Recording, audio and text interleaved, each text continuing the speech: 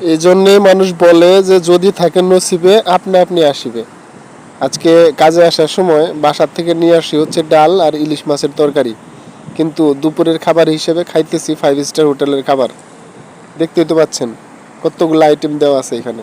তো কীভাবে এই খাবার আমার হাতে আসলো, কেন এই খাবার দুপুরে খাইতেছি, সেইটাই শুনবেন এই ভিডিওতে। একটু ধৈর্য ধরে আমার সাথেই থাকেন।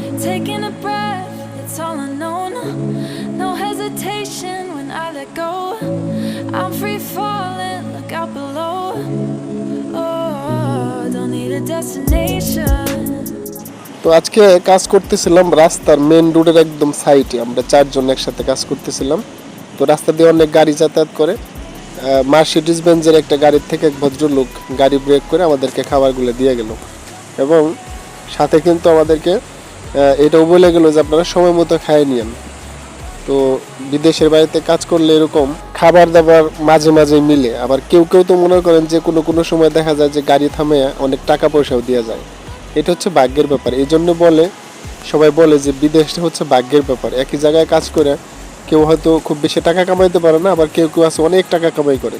এই কামাই কিভাবে করে এটা কিন্তু এই ভিডিওর মাধ্যমে আমি আপনাদেরকে বুঝাই দিলাম।